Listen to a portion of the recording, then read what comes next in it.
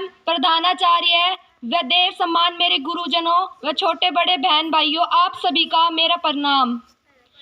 मैं लक्की आज आपके सामने कुछ विचार साझा करना चाहती हूँ कि राष्ट्र निर्माण और देशभक्ति क्या है। तो आप सभी को ध्यान से सुनना है और मुझे आज खोलकर बोलना है। तो मैं अपना भाषण शुरू करना चाहती हूँ। मैं नहीं मानती कि राष्ट्रगान 52 सेकंड में सिर्फ खड़े होकर गाना, भारत माता की जय और वंदे मातरम के जोरों शोरों से नारे लगाना ही देशभक्ति है, क्योंकि महोदय ये वो सदी है जहाँ पे नीति, नियमों और नैतिकता के जैसे मूल्यों को धज्जियां उड़ाते लोग मुझे नजर आते हैं। ये वो सदी है जहाँ पे सत्य, अहिंसा, सदाचार, सादगी और स्नेह जैसे मूल्यों को कौड़ी के भरभाव में बेचते हुए लोग मुझे नजर आते हैं। और महोदय यह वो सदी है जहाँ पर एक घर में रहते दो सगे भाई शांति, अहम और चैन के साथ मुश्किल से जीते नजर आते हैं। और आज के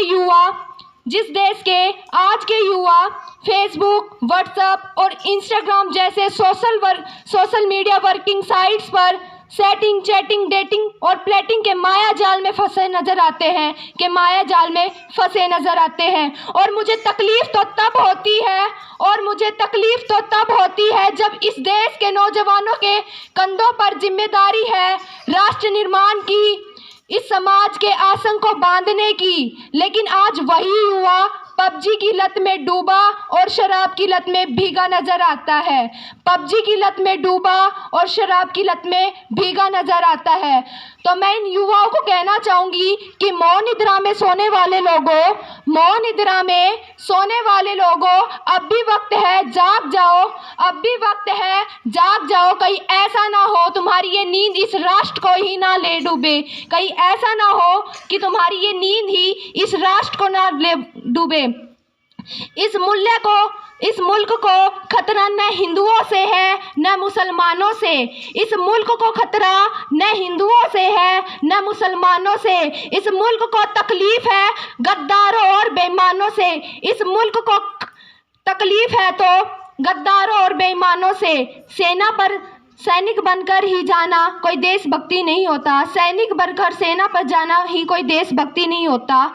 आज़ादी के पूर्व बात कुछ और थी, लेकिन आज बात कुछ और है। आज़ादी के पूर्व बात कुछ और थी, लेकिन आज बात कुछ और है।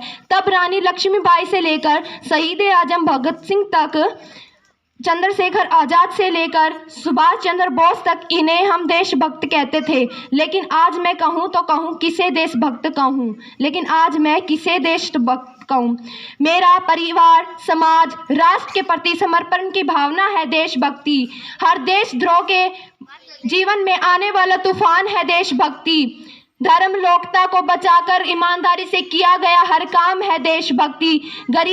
किसी गरीब बुजुर्ग के लिए बीमारियों की दवाइयों का प्रबंध किया जाना है देशभक्ति। किसी शिक्षक द्वारा पैसों के लिए नहीं बल्कि पढ़ने वाले विद्यार्थियों को आगे बढ़ाने का उद्देश्य का, तो वो है देशभक्ति। किसी पत्रकार द्वारा की गई ईमानदारी से पत्रकारिता, वो है देशभक्ति। किसी पत्रकार द्वारा की गई पत्रकारिता, वो है देशभक्ति। और आज के ये युवा नौजवान इस वतन के खातिर दूसरों को मारने के लिए नहीं, पहले खुद मरने का प्रण ले, तो वो है देशभक्ति। तो मैं इन देशद्रोहियों को कहना चाहूंगी कि हवा में जहर घोलने वालों, दिशाएं तो हमारे इशारों से बदलती है। हवाओं में जहर घोलने वालों, दिशाएं तो हमारे इशारों से बदलती है। तुम क्या तस्वीर बदलोगे मेरे हिंदुस्तान की? तुम क्या तस्वीर बदलोगे हिंदुस्तान की? शेरों के दिल में माँ भारती बसती है। तो मैं आज बात करना चाहूँगी महिलाओं के लिए आरक्षित नहीं बल्कि सुरक्षित करना ज़रूरी है, क्योंकि आज के इस समय में बलात्कार, कन्या वध, दहेज प्रथा जैसी समस्याएं बढ़ती नज़र आ रही हैं। तो मैं नारी सशक्तिकरण के लिए कुछ पंक्तियाँ अदा करना चाहूँगी कि हम लड़कियों को भी देश की रक्षा करने का पूरा हक है। हम लड़कियों को भी देश की रक्षा करने का हक है। और इतिहास की किताबें उठाकर देख लो, इतिहास की किताबें उठाकर देख लो, जिसे हमारी काबिलियत पर शक है, जिसे हमारी काबिलियत पर शक है। किसी के लिए खुशियाँ लेकर आई हूँ तो किसी के लिए काली परछाई हूँ, किसी के लिए खुशियाँ लेकर आई हूँ तो किसी के लिए काली परछाई हूँ। मैं भी इस वतन की रक्षा के लिए कंधे से कंधा मिलाने आई हूँ। मैं भी इस वतन की रक्षा के लिए कंधा से कंधा मिलाने आई हूँ।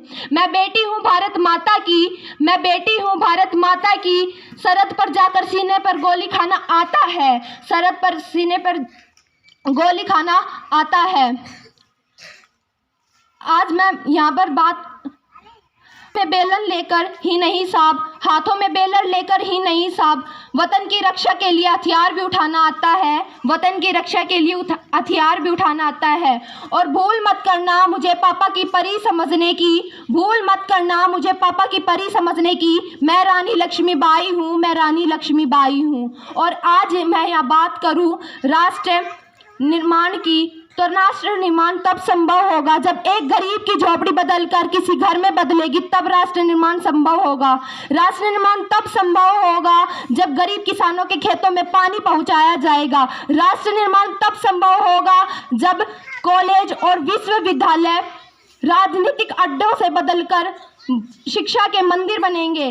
राष्ट्र निर्माण तब होगा जब आइंस्टीन बाबा के साथ राजगुरु भगत सिंह, सुखदेव, राम प्रसाद बिस्मिल जैसे लोगों, क्रांतिकारी लोगों को हमें इतिहास पढ़ाया जाएगा। राष्ट्र निर्माण तब संभव होगा जब हमारा